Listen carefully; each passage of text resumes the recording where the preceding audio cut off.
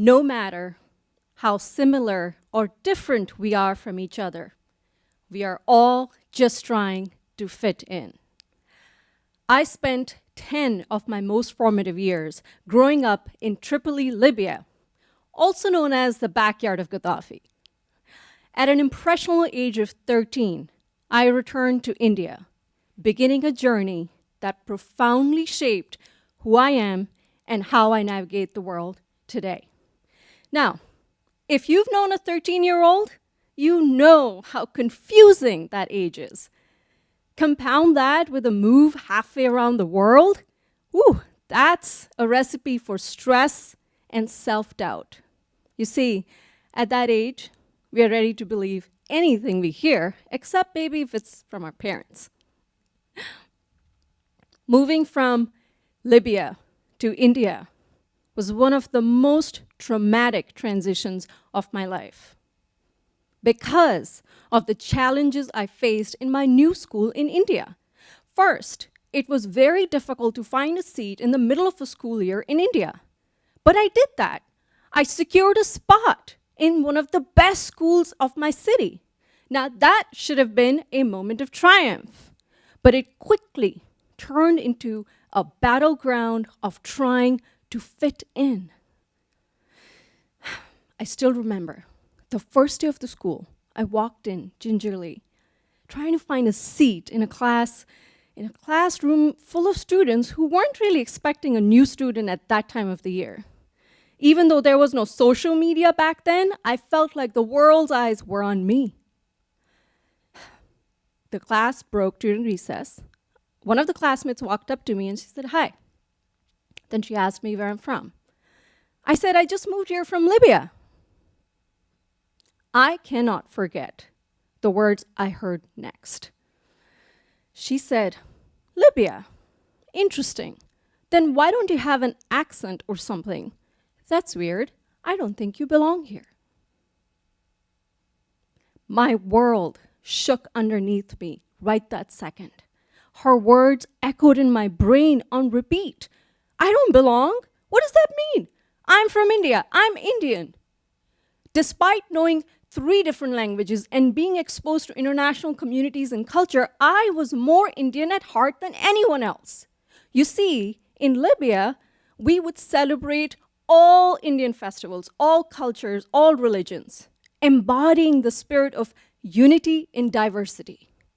Yet, here I was, in my country, in my school, trying to fit in, feeling like an outsider, trying to conform to an idea of who I should be versus who I really was. I turned into a very quiet, shy 13-year-old during the first month, very contrary to who I was.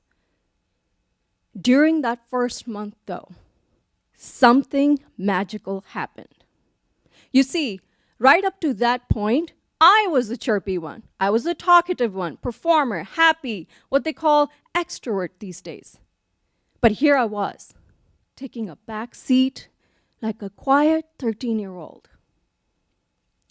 That forced back seat taught me the very difficult art of staying quiet, observing, learning, and listening keenly. That quiet time was teaching me emotions my 13-year-old brain was not used to or exposed to, like jealousy, popularity, superiority, inferiority, personal image, so on and so forth. For example, I noticed a group of 4 girls, a little bit more on the louder side, and very sought after. They were always surrounded by 2 very protective boys. I noticed how the leader of that group had a contagious smile and a pleasant attitude. And I remember being very perplexed when I heard one of them badmouth the other. Just like that, I noticed another group of girls, a little bit more on the quieter side, mostly consumed by class notes and test dates during recess. Very different dynamic, but a very competitive spirit. And of course, I noticed a group of boys with a mix of math wizards to I'm just here for the girls attitude. Just like that, I noticed many different groups, or what I call communities. And of course, I noticed how they stared and glared at me when they were going about their day. As I was observing, I realized I was different. I realized I was trying to fit into what they expected me to be. I realized it was their ignorance that I was trying to conform to. And it was not their fault. They didn't know any better. They didn't know me. Why? Because in desperately trying to fit in, I never let anyone see the real me. That quiet observation gave me the calm, the confidence, and the time I needed to reflect on myself. That experience early on of trying to fit in, paradoxically, increased my ability to stand out. I learned the importance of observing behaviors, the intentions behind the behaviors, expanding my understanding of why people react the way they do. It was a moment of freedom. My experience has been powerful in my journey and shaping my professional career today. I did not play the game of being in one group or the other. Instead, I knew what each community was made of and what they were seeking. I knew where to meet them where they were at. During this time, I was able to reflect on my ability to go out there and be the sports captain of the school within the first 2 years. I was part of cultural groups. I was also commended for the numbers on my report cards. People started to look at me as a good listener, as a helper, as somebody who would provide opinions without indulging into gossip. I gained the respect I had not anticipated. This was not about surviving school. It was a transformative experience, going from trying to fit in to the narrow expectations to navigating the social dynamics skillfully. These skills have had a lasting impact on my life, especially my professional journey. In the past 2 decades, I have worked in 15 cities in 6 countries across the world.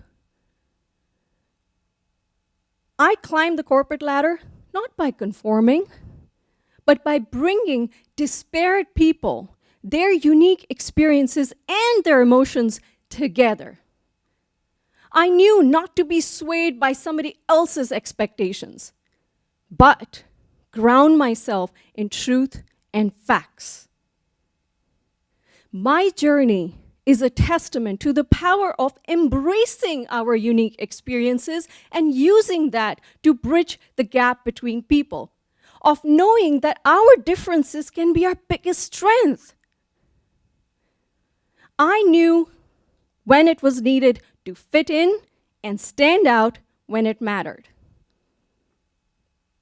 My journey from Libya to India to international work settings, from a struggling student to a successful professional, taught me that in a world where we are all trying to fit in, let's not forget the power of standing out, of bringing our diverse perspectives to the table to then drive meaningful connections and change.